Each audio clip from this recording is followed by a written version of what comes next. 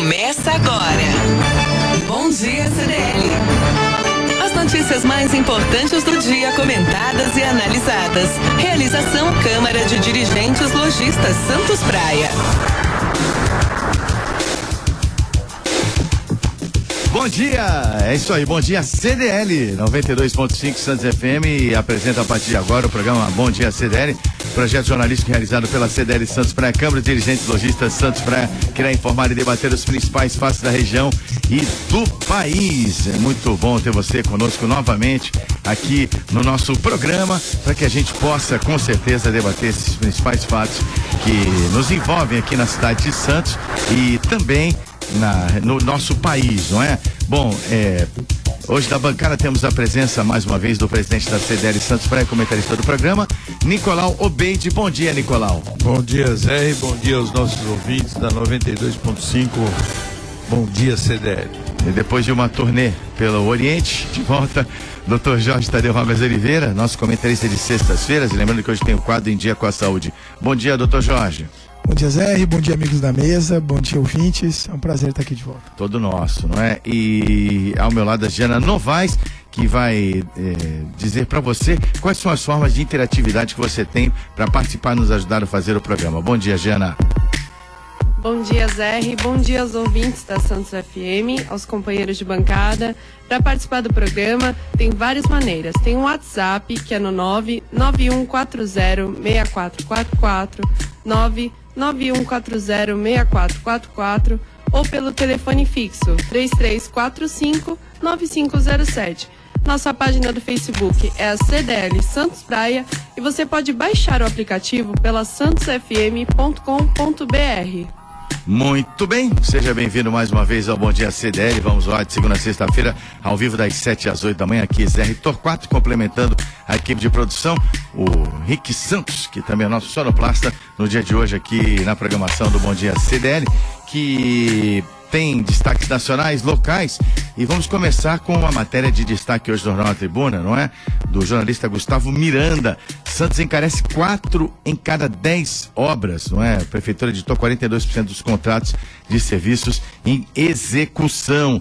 Para fazer esse levantamento, o Jornal da Tribuna, que é o autor da matéria, se baseou nos dados disponíveis do mapa de obras em andamento, que pode ser acessado no portal Cidade Aberta.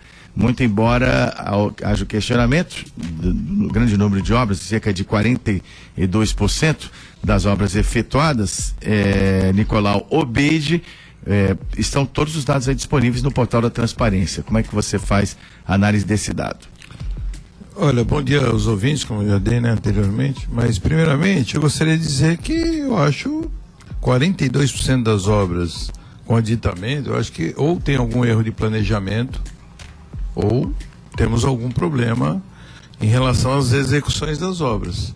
Eu acho que está faltando um pouco mais de fiscalização da prefeitura nesse sentido, porque 42% das obras em andamento, de 81 contratos, né, que seriam 42% das obras em andamento, você fazer um aditamento, eu acho que é erro de planejamento, né? Eu não vejo de outra forma. Eu precisaria olhar mais minuciosamente, obra por obra, né, para poder ter uma crítica em relação a isso. Até a própria prefeitura colocou no seu site lá de transparência, mostrando esses aditivos, porque nós tivemos uma inflação aí em torno de 10 a 12% real, 20% vamos chegar aí numa inflação real, mas não tivemos essa quantidade de inflação em relação à construção civil, a qual está sendo executada esses aditamentos das obras. Eu faço aqui a minha crítica e o meu protesto, né, como cidadão, porque erro de planejamento, com certeza isso vai pesar no bolso do contribuinte. Jorge. Eu acho que existe o erro. Eu só queria colocar um outro ponto de análise, porque se na prefeitura 42% deu erro, na minha vida pessoal eu erro em 100% dos planejamentos. A gente começa com um orçamento e sempre termina com outro. Eu acho que o ponto principal, que eu acho que a gente pode analisar, é que a relação entre os projetos de incorporação, os projetos civis dos municípios em geral, e os licitantes, os que vencem as licitações por execução, eles são projetos extremamente unilaterais. Por quê? Você cria uma licitação, você geralmente vai pelo menor preço e aí depois surgem os aditamentos, as alterações. Eu acho que fica a reflexão de quem sabe o Brasil, de fato, adotar o caráter capitalista e incluir um pouco de risco nesses processos licitatórios. Riscos bilaterais, porque hoje os riscos são somente do governante. Somente o governo assume a ineficiência do planejamento, a ineficiência do orçamento, porque é importante lembrar que muitos desses projetos faz parte do escopo do projeto o planejamento. Então a gente não se compra somente a execução, compra-se o planejamento da execução, como aconteceu aí ontem, essa questão da operação da Polícia Federal, onde havia um pedido de caminhões que era superior à própria quilometragem da estrada, né, na Via Ápia lá, né, no projeto na operação Via Ápia, e não há esse compartilhamento de risco. Na minha opinião, não digo tudo, porque existe muito erro de planejamento, concordo plenamente com a posição do Nicolau, e principalmente a posição como cidadão, mas muito do aproveitamento que acontece por parte também das empreiteiras acabaria se houvesse uma assunção de risco, ou seja, olha, você tem que entregar esse projeto, você tem o direito de ir lá e analisar o que você precisa. Se você errar, é por conta e risco seu, quem projetou foi você. Jorge, na lei, o que acontece? A lei, se eu não me engano, se eu estiver enganado, me corrija, o aditamento permitido por lei é no máximo 40% ou 45%. Uhum. Mas aqui não é o valor que foi aditado. Não, foi aditado o contrário. De 100 obras, 42 delas mas tem obras que foram aditadas em 115%. Ah, sim. E o aditamento... Então, 115% uma obra é o dobro do valor planejado mais um pouco. Isso aí. E o aditamento é risco. Absurdo. Eu acho que está na hora do Brasil começar a assumir risco. O empreendedorismo é risco. E eu toda hora entro nesse tópico do empreendedorismo. O Brasil evolui pouco no seu empreendedorismo porque não assume risco. Tudo é unilateral, tudo é por... Isso é em geral. Eu vou dar um exemplo prático. Às vezes você faz um planejamento pessoal seu e aí, olha, precisa disso, disso e daquilo. Quando está no final faltou, eu esqueci de falar desse problema. Mas como esqueceu? E o planejamento, você não analisou no começo? Então, é verdade. É unilateral. É um número importante, tem que ser evitado realmente o aditamento nesse nível. E eu acho que 40% você permitir uma margem de erro enorme. A margem de erro tinha que ser 5, 10 e não 40. Agora, 115% numa obra, eu acho que é muito erro de planejamento. É verdade. Eu acho que isso tem que ser... e a legislação não permite, né? Então eu não sei como é que ficaria. Depois os prefeitos ou os comandantes reclamam que vai para o TCU, né? Tribunal de Contas da União, e as contas são rejeitadas, porque... Sim. TCE, né? Tribunal de Contas ou da União, não, é da União, do Estado. E as contas são rejeitadas por uma questão de estar fora da lei. Eu acho que o planejamento, ele tem que fazer parte. Afinal de contas, se você errar no seu planejamento, Jorge, dentro da sua clínica ou dentro uma obra que você faça particular, é louvável. Agora, uma prefeitura ou um estado que tem uma equipe só para fazer isso, uma secretaria só para fazer isso, eu não vejo coerência nesse sentido. Bom, com a palavra prefeitura, para justificar aqui na matéria, nós temos aqui a palavra do arquiteto Ronald de Couto Santos, que diz que uma empresa vencedora de uma licitação, ela desenvolve o projeto executivo. É natural que depois de pronto o projeto, sejam necessárias adequações naquela planilha que foi feita no primeiro momento. Bom, de qualquer maneira, fica aberto aqui o espaço para manifestação da Prefeitura Municipal de Santos.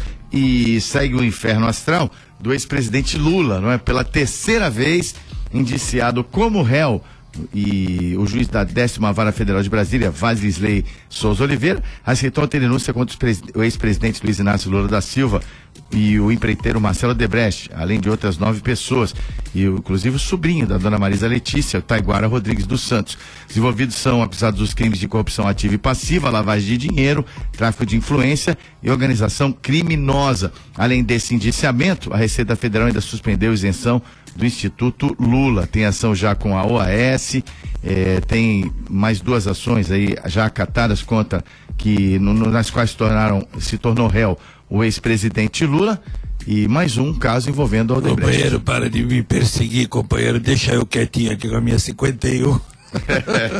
Não, veja bem, a vitimização dele, é óbvio que ele vai sair na imprensa, vai se vitimar, pobre coitado, porque estão me perseguindo. Eu acho que tem que ser apurado, Ele é réu, ele ainda não é condenado. Se não houver provas contra ele será absolvido. Eu acho que indiciamento não significa condenação, mas que as evidências de um enriquecimento ao qual ele demonstra ter tido, são coisas óbvias. E se existe familiares dele também envolvidos nesses enriquecimentos, eu acho que tem que ser tudo apurado. As empreiteiras lucraram muito, as obras no exterior que ainda do BNDES ainda não foram nem apuradas. Então, acho que tem muita água para rolar debaixo dessa ponte ainda. Eu acho que tem. Então, esse terceiro indiciamento que ele está sofrendo, eu acho que ainda é um número unitário, viu? Porque eu acho que esse indiciamento vai passar da dezena. Da dezena. Não, vai, Zé, é só você contar aí, não cabe nos dedos da mão, muito menos na dele, né? Então, vai passar da dezena, porque se você contar só o BNDES, só as obras feitas no exterior, obras no Chile, obras na Venezuela, obras em Cuba. Isso ainda é desdobramento da Lava Jato, agora que começa a chegar no BNDES. Muita água para rolar. E as empreiteiras também coniventes, né? Todas. Não é? A Odebrecht, num processo, já está condenado em 19 anos de prisão. E eu tenho minhas dúvidas que, mesmo com a delação, ele não permaneça pelo menos uns 4, 5 anos preso. Jorge, os defensores do ex-presidente Lula falam em seletividade, mas de qualquer maneira, eu acho que só usando o raciocínio lógico, você vê que no mínimo aí tem um tráfico de influência profundo. E se você faz tráfico de influência, é que você está visando benefício para você e para os seus pares, porque é a utilização do poder, uma relação prostituída com essas grandes empreiteiras que alcança até fora do país. No caso do Taiguara Rodrigues, não é uma empresa monetário, dinheiro. Então, a empresa sem condições, não é uma empresa nova, e ele mesmo sem expertise para isso, pegar contratos milionários para atuar lá em Angola. Realmente, não é? Fica difícil você estipular uma defesa nesse sentido, muito embora esteja garantido ao ex-presidente e a todo cidadão o direito à ampla defesa. Sem dúvidas, ele na verdade, ele só ainda não teve um indiciamento mais pesado com prisão preventiva e tudo mais, porque de todos ele tem se mostrado um dos mais estrategistas, porque comparado com o que já foi confiscado dos seus pares e dos seus súditos, ele não fez nada. Ele apareceu em uma cobertura triplex de médio padrão e um suposto sítio de Atibaia, enquanto que só o Palocci já houve um confisco de 65 milhões de patrimônio dele. Então, do ponto de vista de estratégia, ele foi um dos mais espertos que soube segurar isso, mas assim, que é impossível ele sustentar essa tese de que ele foi o líder desse projeto de poder por mais de 20, 30 anos e de repente agora ele é vítima de uma seletividade. É impossível ele reescrever a história, uma história que ele mesmo escreveu. Quem escreveu a história na década do Lula, do ícone Luiz Inácio Lula da Silva, na década de 70, 80, 90 e tudo mais, foi ele. Então ele não vai conseguir reescrever algo que ele fez. Então, esse contrassenso é que ele não consegue enxergar, talvez por uma miopia ou por uma estratégia que foi definida pelo grupo dele de que tem que manter essa postura até o fim, mas ele vai ser afundado pela própria história dele. É que no Brasil, né, Jorge, a vitimização, ela cola muito, né? Sim. Ela cola bastante, né? Então, o pobre coitado, o coitadinho, ele sempre tem assim a pena da população, principalmente da população mais carente, que é tão sofrida, né, no nosso país. Temos uma população aí muito sofrida, e aí a vitimização, ela se identifica com esse pessoal, e aí ele acaba tendo esse apoio popular indiretamente. Mas eu acredito que o brasileiro está enxergando bem já essa situação e vendo que não tem nada a ver com aquele Lula em cima do caminhão lá em São Bernardo do Campo. No processo fica aí indicada a participação, a intervenção do ex-presidente para a liberação de verbas para essas obras para o Odebrecht, e isso não é muito difícil de compreender, não é? Chega até hoje a estabelecer um senso comum, claro. Nós, como formadores de opinião, temos que não nos deixar levar pelas evidências, pelo clamor e tudo mais. Temos que ter análise fria. Mas fica difícil, dentro dos dados apresentados, das circunstâncias, Nicolau, você se afastar desse juízo.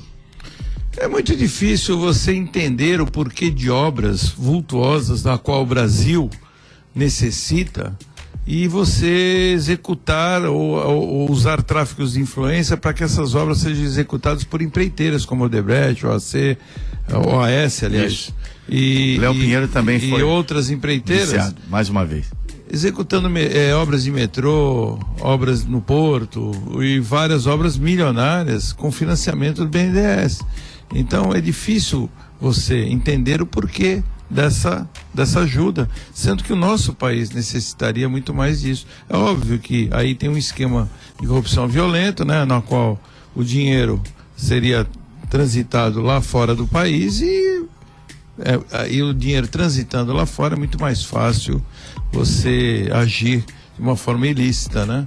Então era um esquema que eles achavam que era perfeito, né? O poder de governo deles foi armado já desde a época do Zé Dirceu, a qual foi o primeiro a cair, e vem caindo todos eles. E com certeza o Palocci é um dos grandes envolvidos, e o Lula é o mentor. Ele e o Zé Dirceu são os grandes mentores de toda essa armadilha para o brasileiro, porque a armadilha não foi para ele, não, foi para o brasileiro. Agora ele vai ter que, espero que a lei e a justiça não sejam interrompidas, porque não é também só falar do PT, como a gente fala sempre, né, recorrentemente aqui. Pessoas acham que nós somos contra o PT. Não, eu acho que também tem que ser apurado todos e quaisquer outros processos que envolvam qualquer outro político ou qualquer outro corrupto. Bom, sem contar também a decretação de isenção tributária do Instituto Lula de 2011. Como cidadãos comuns, como aqui eu vejo vários presentes, a integralidade dos presentes aqui são pessoas que pagam os impostos regularmente, né? Não poderia ser assim, até porque tem a questão de repasses indevidos, de desvio de finalidade, as palestras e tudo mais. A isenção existia por uma questão de lei, né? O instituto, ele tem direito a essa isenção como um instituto que fomentaria a filantropia. Só que não foi esse o entendimento em relação a isso. Então, se o entendimento houve lucro pessoal, eles perdem todo e qualquer entidade perde o direito à isenção nessa situação. Jorge? É mais uma manobra para enriquecimento, criar um instituto de um indivíduo que ele se coloca como uma lenda viva e se propõe a fazer, não tem menor cabimento, não tem finalidade. A finalidade do instituto é ele dar palestra, então assim, não tem uma ação clara e evidente, até porque se tivesse o marketing já teria feito, de algo extremamente impactante que esse instituto tenha feito do ponto de vista de benemerência, do ponto de vista de prestação de serviço para a comunidade. A gente só sabe das palestras. A gente só sabe, então assim, criar um instituto para benefício próprio. Tem a questão da Lius, que é a empresa de palestras do Lula. Ele mesmo se posiciona como um sujeito diferenciado, que a palestra dele é mais cara que a do Bill Clinton, que eu acho que assim, ele tinha que parar para olhar, por exemplo, o Instituto Bill e Melinda Gates e ver o que o Bill Gates promove, por exemplo, com a parceria que ele tem para a erradicação mundial da poliomielite. E o quanto ele realmente investe num bem público, coletivo e mundial, nesse caso da poliomielite. E talvez com isso ele baixar a bola um pouco. Jorge, a gente não precisaria ir muito longe. É só olhar o Instituto da Xuxa que tem aqui, sem uma pessoa, uma artista comum, o Instituto dela, as benemerências, os cuidados que eles têm com crianças. é enorme. Eu acompanhei já e ela não faz tanta propaganda disso e não utiliza disso como uma fonte de uma maneira de se promover ou uma maneira de não pagar impostos, né? Então eu acho que o Instituto ele tem que funcionar para ter isenção fiscal, que é isso que a lei prevê, tem que funcionar de uma forma que tem que dar uma contrapartida social, contribua com a sociedade, de uma forma que faça o que o governo não tem competência para fazer. Ele, palestras, é evidente que ali é para ele se isentar de várias coisas, né? Como uma delas receber dinheiro de uma forma ilícita. 7h21, nós vamos para o primeiro intervalo comercial. Bom dia, CDL volta já aqui na Santos FM. Você está ouvindo Bom Dia CDL. Realização Câmara de Dirigentes Lojistas Santos Praia. Muito bem, de volta aqui no Bom Dia CDL, é uma satisfação ter você conosco para o nosso programa aqui, Zé Torquato. Vamos ao ar de segunda a sexta-feira, das 7 às 8 da manhã, ao vivo, numa realização do setor de comunicação da CDL Santos Praia, Câmara de Dirigentes Lojistas Santos Praia. Na bancada, os comentaristas Nicolau Beite, que é empresário e presidente da CDL Santos Praia, e o médico Jorge Tadeu Rogas de Oliveira. Minha querida Giana, como é que o ouvinte pode fazer para participar? Olha, Zé, pelo WhatsApp é no 991406444, pelo telefone fixo é no 33459507, a nossa página do Facebook é a CDL Santos Praia e você pode baixar o aplicativo pela santosfm.com.br. Muito obrigado, Giana. Vamos em frente com o nosso programa, não é, que traz agora um fato inusitado para que a gente possa seguir aí na nossa programação. É o seguinte, Nicolau Beite que vai gostar dessa aqui, ó. Foto de morador de rua que tem máquina de cartão para esmolas viraliza na internet. O morador de São Vicente achou inusitado a cena de um morador de rua que pedia dinheiro. O historiador de container Alex Godoy foi visitar um amigo no Guarujá. Ao se encaminhar para almoçar, ao parar no semáforo, no cruzamento da Demar de Barros, avistou o morador de rua com uma máquina de cartão. A cena impressionou tanto que ele pediu ao morador uma foto. Postou a foto na rede social, a foto viralizou nacionalmente nos principais jornais das capitais brasileiras. Por incrível que pareça ainda, o morador ficou feliz com a foto e disse que isso ajudará a ficar famoso e aumentar a arrecadação. Por trás dessa brincadeira, evidentemente, vem uma questão social que é importante aqui, que é constatável todos os dias nas ruas, que é o aumento da população de rua aqui na Baixada Santista, e Santos não está fora disso. Eu entendo os dois aspectos aqui. O primeiro aspecto é no sentido da brincadeira, né? A máquina provavelmente ele achou em algum lixo. Isso é normal, uma máquina, alguma empresa que fechou e não devolveu para a empresa de cartão de crédito. E eles também não recolhem, às vezes, aqueles POS, né, que a gente chama. E ele pegou. Agora, que fica hilário, fica, né? Porque é engraçado. Se você não tem dinheiro, você tem cartão e você paga. Isso aí é uma ridicularização e ao mesmo tempo, eu acho que é uma agressão ao próprio governo, e mostrando que a esmola e o empobrecimento da população chega a esses níveis. Então, assim, é o tipo de uma brincadeira triste, né? É uma brincadeira de uma forma triste, mostrando o empobrecimento. Eu só lamento que o brasileiro faça piada com sua própria desgraça, porque isso aí viraliza lá para fora, né? E vai para outros países, e cada vez mais o Brasil tem uma conotação de um país de miseráveis e país de pobre, de um governo que não faz nada pelo seu cidadão. Então, eu não sei qual a opinião aqui do Jorge, né, Jorge, em relação a isso, porque eu acho lamentável, é uma piada de mau gosto. Eu acho que é um exemplo até paradoxal em relação a outros que a gente já viu aí ao longo da história do Brasil, de, por exemplo, pessoas que vão vender produtos nas ruas vestidos de roupa social, né, com bandeja, já foi até motivo de entrevista em programa de televisão, né? E isso provavelmente, assim, é uma brincadeira, mas eu acho que por trás tem um ponto para a gente refletir, que é, o tempo todo nós estamos falando de corrupção. A gente sabe aí que o gasto com corrupção pública e privada no Brasil já atinge aí números absurdamente elevados. Estima-se aí entre 25% e 30% do PIB do Brasil sendo consumido com corrupção. Isso só nos traz a seguinte informação: com certeza o Brasil seria um país um pouco melhor, principalmente para os mais carentes e menos afortunados, se nós tivéssemos a possibilidade de consumir esse 25%, esse 1/3 do PIB, com projetos socioeconômicos de verdade, e não com um plano de voto de cabresto que foi criado por esse último partido que esteve no poder, que simplesmente serviu para travar por alguns ciclos eleitorais os votos de muita gente. Esse último ciclo eleitoral deixou claro que não prende mais, né? Haja visto que o PT reduziu para apenas uma capital no Brasil todo, que é Rio Branco, do Acre, e uma chance remota de uma segunda capital, que é Recife, agora em segundo turno. Mas funcionou.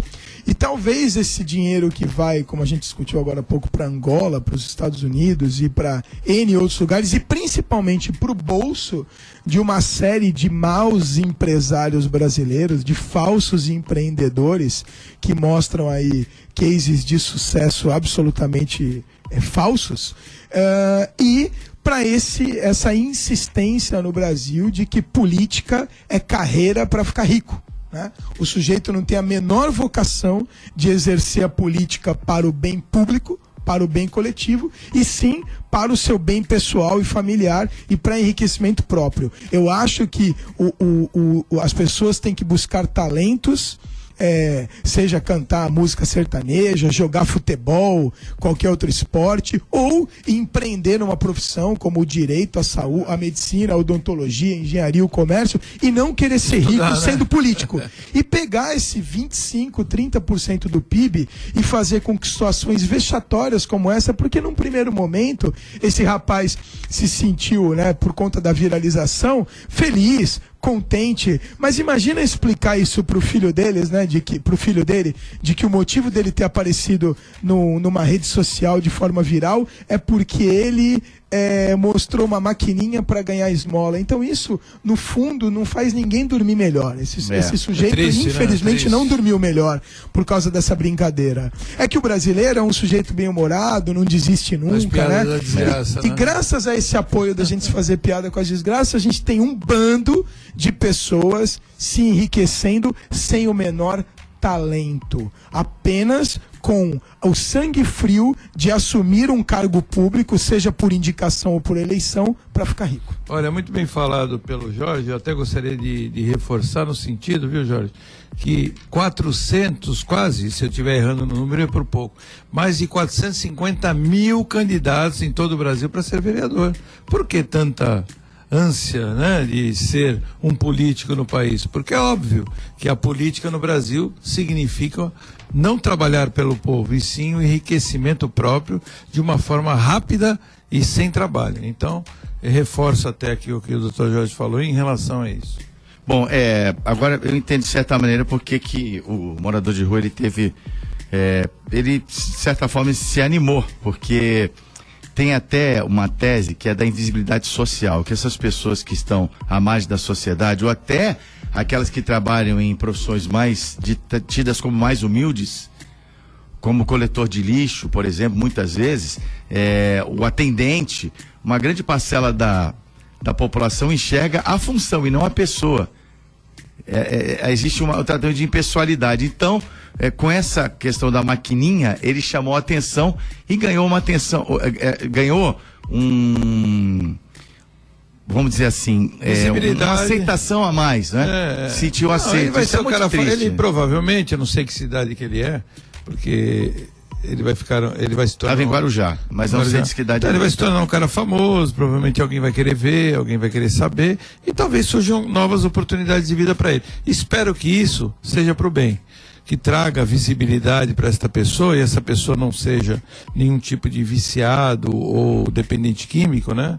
Ou por droga ou por álcool, e possa se reerguer. Se for alguém sem chances sociais, que pelo menos isso possa até gerar uma chance para essa pessoa possa sair dessa miséria e se tornar alguém na vida.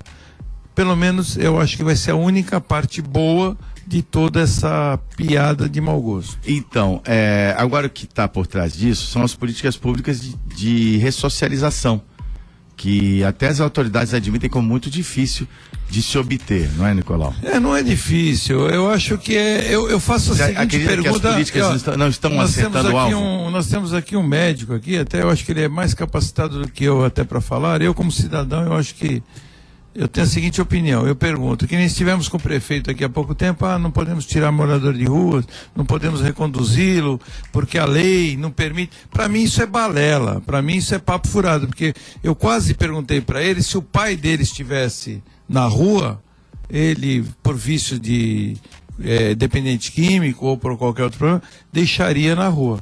Eu não quis ser mal educado para fazer essa pergunta, que eu seria muito agressivo. Mas eu faço essa pergunta a qualquer outro cidadão. Você que dá aquela moedinha, você que dá aquele dinheirinho para aquele morador de rua que mora na rua, eu faço a seguinte pergunta: se fosse seu filho, seu irmão, seu pai, ou seja, quem for da sua família, você acha que aquilo é um local adequado para a pessoa ficar ali? Então não, essa pessoa às vezes ela não tem discernimento para ser reconduzida para algum outro local. Não podemos tirá-la dali para reconduzir se ela não quiser. Eu entendo que ela não tem discernimento para isso. Tirando, óbvio, aqueles aproveitadores, aqueles que faturam 100, 150 reais por dia fazendo esse tipo de negócio, porque isso já virou um negócio. Agora, os outros que são doentes e dependentes não têm discernimento para isso. Essa é a minha opinião. Nós temos aqui um médico, acho que pode responder melhor que eu. Eu acho que, Nicolau, eu acho que a questão principal aí é que não existem políticas de Estado, existem políticas de governo. Então, a política de Estado, ela transcende o mandato, ela transcende o período eleitoral, ela não se concentra na fase de aquisição e de contabilização de votos, né? Eu acho que o Poder Executivo, por mais que tenha uma corresponsabilidade, tem pouco o que fazer. O Brasil vive uma monotonia sociológica, todos os pensadores vêm de uma corrente só, não existe oposição conceitual, né? O que prevalece no Brasil são as correntes marxistas e as correntes socialistas, que não são eficientes para consertar esses problemas que nós estamos enfrentando, que são problemas inerentes ao capitalismo e não inerentes ao socialismo. É importante lembrar que países que adotaram políticas socialistas extremas foram muito rigorosos na questão do uso de drogas, então eles não conviveram com esse problema. Nós temos problemas sociais capitalistas tentando se consertar com uma metodologia socialista. Isso não vai funcionar. Eu costumo dizer que esse pessoal do PSDB, que agora está aí se mostrando não saber nem ser oposição nem situação, eles foram no mesmo avião para os exílios que o pessoal do PT. Então não existe oposição de fato, a corrente é a mesma e, portanto, não existe solução de curto e médio prazo. O Poder Executivo tem pouco o que fazer, porque por trás disso tem uma legislação marxista, onde 1 mais 1 é o que você quiser, né? 1 mais 1 não são 2, então se é 8, o governo dá um jeito de dar 6, então por isso criam-se essas barreiras do indivíduo. Eu não posso deslocar o sujeito que não deseja ser tratado porque ele tem o seu livre-arbítrio. Então esse imbróglio, que é uma mistura de política social inadequada, legislações enviesadas, falta de uma política de Estado de fato e de longo prazo, de um planejamento para um Brasil, para os seus próximos 50, 100 anos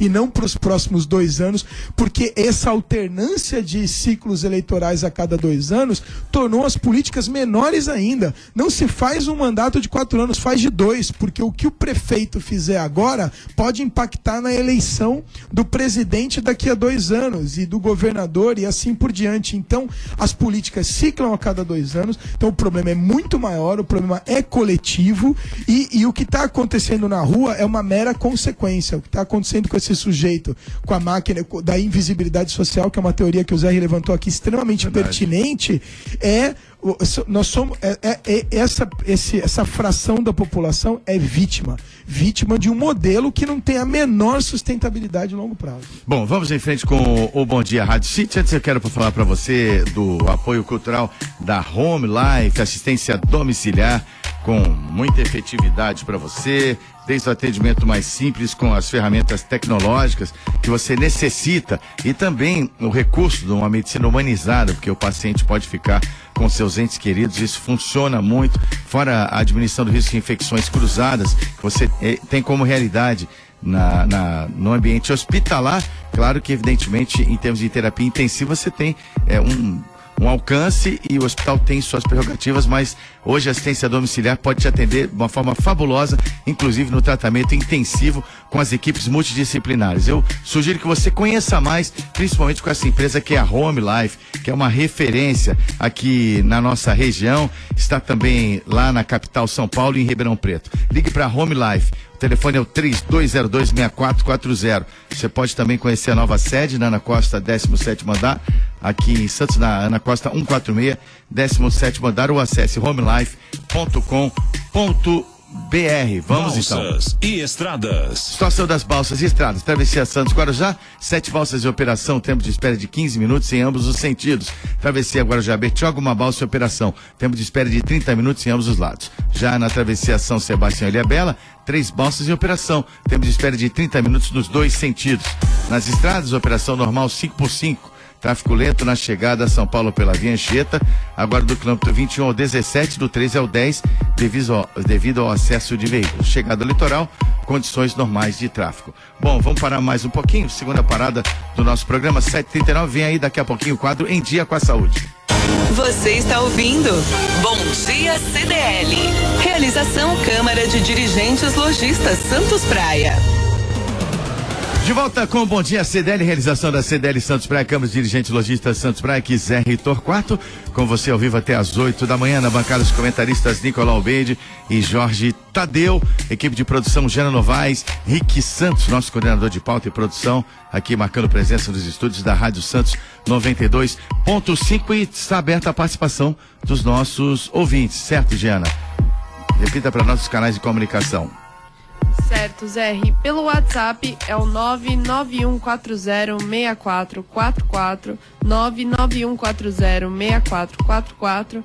Pelo telefone fixo é o 33459507. A página do Facebook é a CDL Santos Praia e você pode baixar o aplicativo pela santosfm.com.br. Muito obrigado. Agora 7h41. Vamos falar de saúde aqui no nosso programa a partir de agora, a participação do Dr. Jorge Tadeu Rogas de Oliveira. Hoje 2 temas que vieram à mídia, né, em pauta. Vamos lá, vamos conferir. Em Dia com a Saúde. Dr. Jorge Tadeu, nós tivemos aqui em Santos 3 casos detectados numa escola de meningite viral. E inclusive eu sempre falo dos WhatsApps aqui, eu sempre volto a essa questão. Eu recebi WhatsApp de pessoas dizendo, puxa vida, evitem locais públicos, não é? Tome muito cuidado, a meningite é muito perigosa. Ou seja, a meningite, claro, toda doença requer cuidado, mas a meningite viral é uma forma mais amena? Gostaria que você explicasse melhor para os nossos ouvintes. Bom, Zé, em primeiro lugar, é importante a gente entender aí um pouquinho de maneira objetiva o que é a meningite. A meningite é uma infecção, é um processo inflamatório infeccioso que compromete uma membrana que existe em volta do sistema nervoso, ou seja, do nosso cérebro, da medula, e essa membrana, tecnicamente, ela é chamada de meninge. Processo inflamatório, onde um agente agressor invade essa região, que é uma região previamente aí, com algumas barreiras de defesa, mas por algumas razões, esse agressor invade essa região e causa uma infecção. Existem meningites causadas por bactéria, por vírus, por fungo. Existe a meningite causada por uma bactéria específica, que é o bacilo da tuberculose, que é chamada meningite tuberculosa. Existem vários agentes etiológicos. No momento, tem se discutido muito a meningite de causa viral. É importante a população inteira, até para diminuir um pouco esse caráter de pânico, entender muito claramente a diferença entre a meningite viral e a meningite bacteriana. As meningites bacterianas são meningites graves, meningites que demandam tratamento extremamente agressivo. Por quê? Primeiro, pelo seu índice de mortalidade e principalmente pelo índice de complicações, ou seja, a criança ou o adulto tem uma meningite e fica com sequelas dessa meningite para sempre. Então, isso é a meningite bacteriana. E a meningite bacteriana, notadamente, ela é causada por germes que em algumas pessoas causam apenas uma gripe. Então, por isso que o contato em ambientes públicos, no caso de meningite bacteriana, ele tem que ser evitado, porque num espirro, numa tosse, você pode se contaminar, sim. Isso especificamente para meningite bacteriana. Eu estou deixando isso muito claro para poder ficar. Esses casos detectados foram meningites virais. Na escola, inclusive, a vigilância sanitária, desculpa te interromper, Jorge, até para refazer a informação, para a gente dar o devido peso. Né? O entendimento foi que não foi necessário nem interromper as aulas. Sim. As meningites virais são meningites de evolução benigna, meningites que elas se resolvem sem deixar grandes sequelas, com índices muito baixos de complicações. Eu já vou falar por que o índice não é zero, eu já explico. E cujo contágio é por contato mais íntimo, ou seja, compartilhar roupa, seja roupa de cama, seja roupa de banho, compartilhar talher, como a maioria das transmissões virais. O vírus, ele se transmite muito pouco por aerosol, nesse caso da meningite, tá?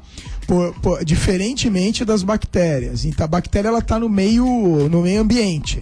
Então, você tem menos preocupação. Por isso que a vigilância sanitária destacou a não necessidade de fechamento da escola, de que as crianças não se encontrassem. E que apenas as medidas naturais de prevenção fossem mantidas. Lavagem de mãos, não compartilhamento de talher e de objetos pessoais e assim por diante.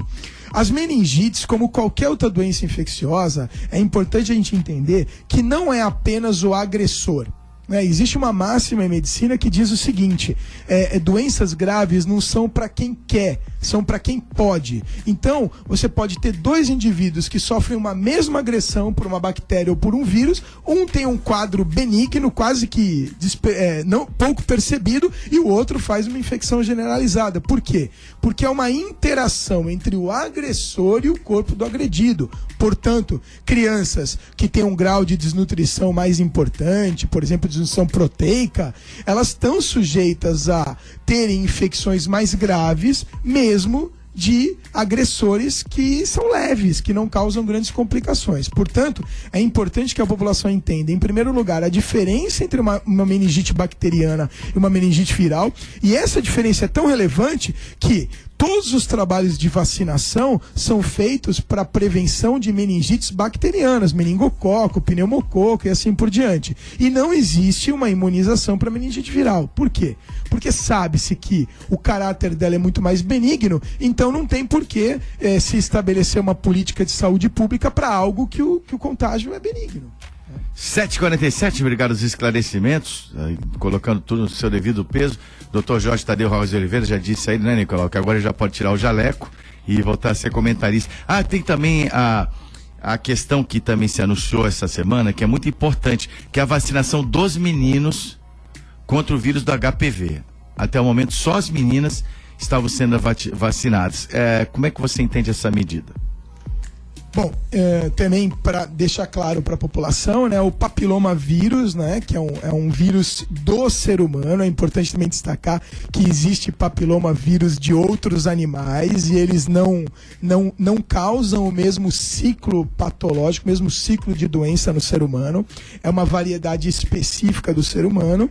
É um vírus bastante em evidência, em discussão, principalmente sobre o vírus de saúde pública da mulher, e nós estamos aí no Outubro Rosa, né?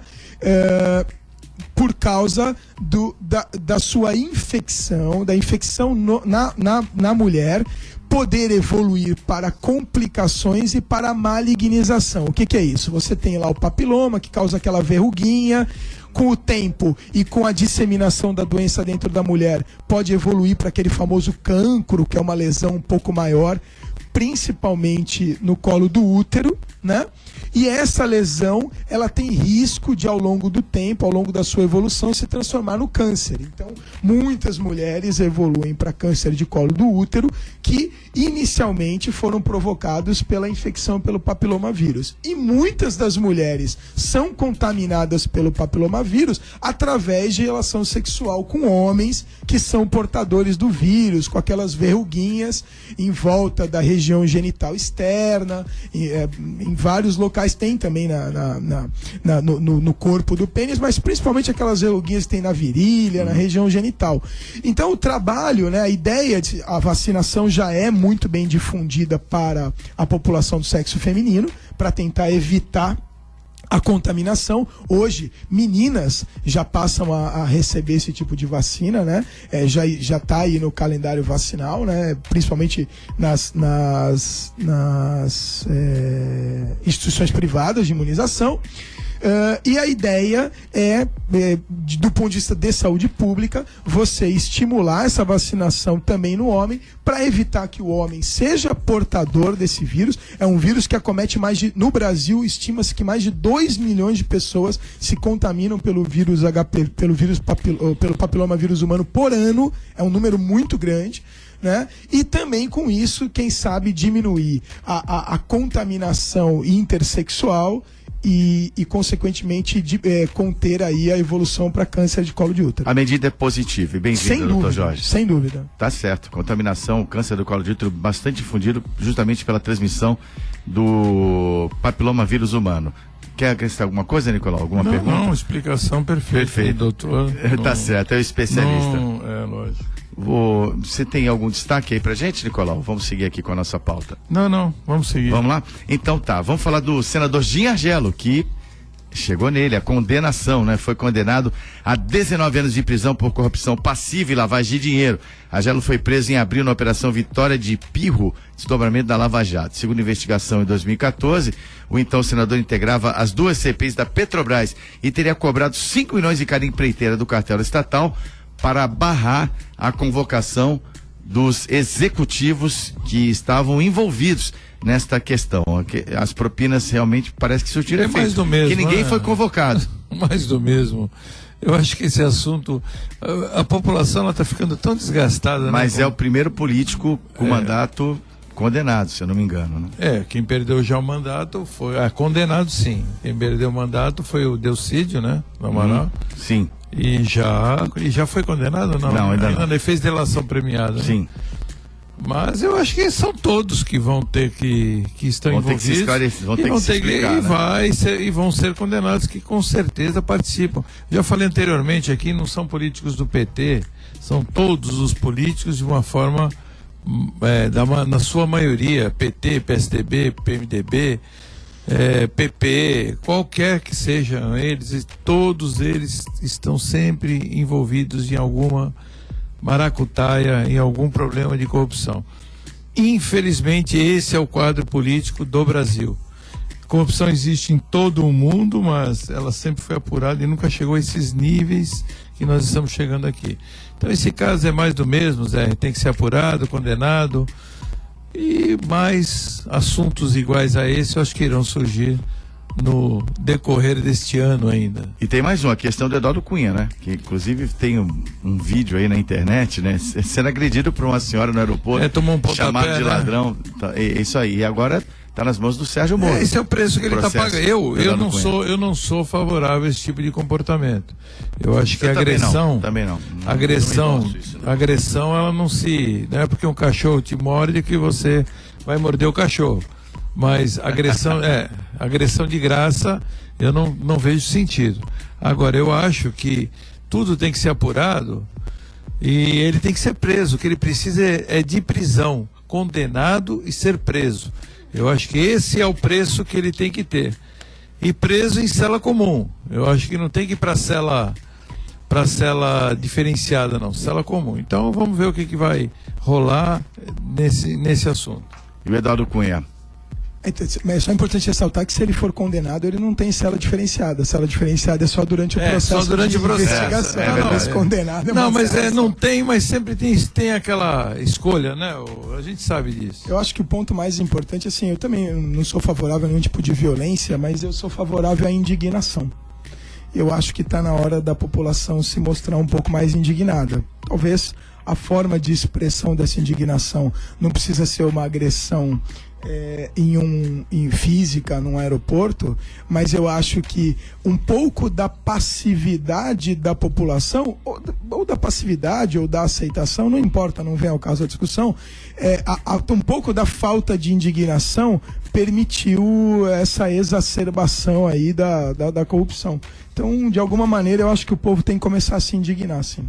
Agora, quebrando um pouquinho esse clima pesado, né, da situação política do país, tem um destaque, não é? O cantor e compositor Bob Dylan recebe o Prêmio Nobel da Literatura, né? O Bob Dylan realmente completou um ciclo aí de várias premiações. Não sei se vocês curtem o trabalho do Bob Dylan tanto quanto eu, mas não deixa de ser uma boa notícia. Eu não conheço o trabalho do Bob Dylan, não sei qual foi o que gerou qual foi a obra que gerou esse prêmio, mas, em todo caso, se ele foi escolhido, parabéns. Uma pessoa sem muita... Ele é religioso, né? Ele se dedicou à religião, né? Durante uns bons anos, e depois que ele se afastou um pouco da música, mudou o estilo musical dele. E na parte de literatura realmente eu não conheço. Bom, ele tem 11 prêmios Grammy, um Oscar e um prêmio Pulitzer, que é o grande prêmio aí do jornalismo americano. Bob Dylan realmente consagrado no final da carreira, né? O Jorge, inclusive com as suas músicas de protesto famosas nos anos 60, que são verdadeiros marcos da história da música mundial. Eu acho que o grande ponto interessante aí desse Prêmio Nobel de Literatura é que a própria instituição que analisa para poder definir o premiado, eles levaram em consideração a obra literária musical dele, principalmente os versos, né?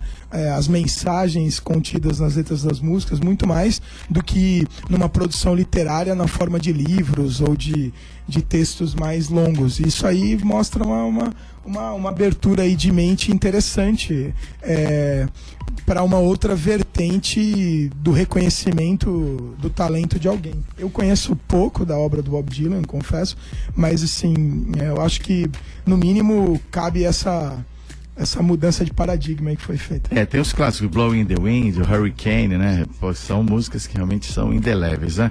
Bom, para encerrar nosso programa de hoje, vitória do Santos no Clássico. Ontem assistiu o jogo, Nicolau? Assisti o jogo. Jogo bom para o Santos no primeiro tempo, depois dos 20 minutos aos 45 do primeiro tempo, jogo chato. Não sei o que está acontecendo com o Lucas Lima. Alguns falam que é cansaço. Eu achei que ele estava desgastado da viagem. Mas não é o primeiro jogo que ele já não vem. Mas mesmo assim fez a assistência pro gol. Né? Deu assistência pro gol, comecinho do segundo tempo, foi o gol. O Santos começou também o segundo tempo bem ágil, bem rápido. E posterior a isso tomou sufoco, né, de São Paulo. E eu vou falar uma coisa para você: o São Paulo não empatou o jogo ou não virou o jogo por uma questão de que os jogadores de São Paulo são ruins, viu, Zé? Olha, o São Paulo tá mal pra caramba. Ok, mas para quem vai falar melhor disso é o nosso especialista, jornalista Ricardo Martins. Bom dia, Ricardo.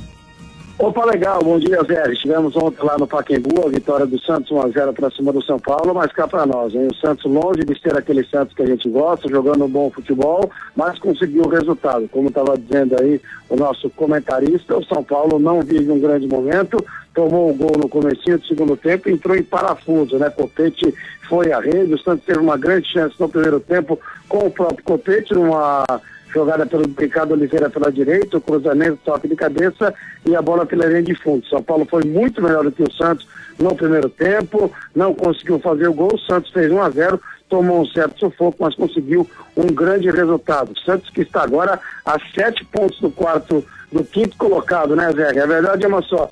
Se fosse G4, tinha acabado o campeonato, viu, Zé? É verdade, verdade. Mas o Santos fazendo uma campanha bem melhor que nos últimos anos, né? E também chamou a atenção o empate do Palmeiras, né?